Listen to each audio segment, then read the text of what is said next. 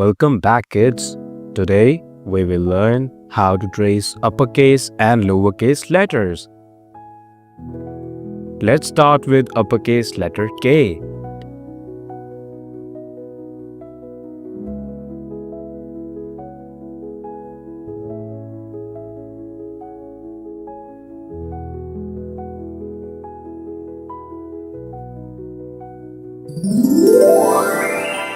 K is for kite. K is for koala. Now let's trace the lowercase letter k.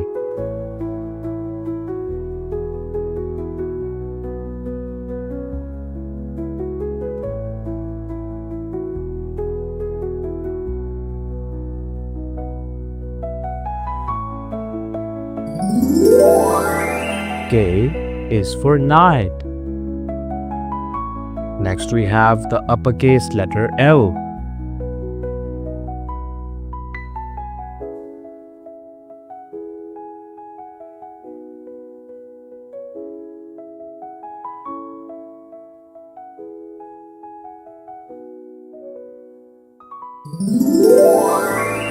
L is for lion. L is for light. Let's trace the lowercase letter L.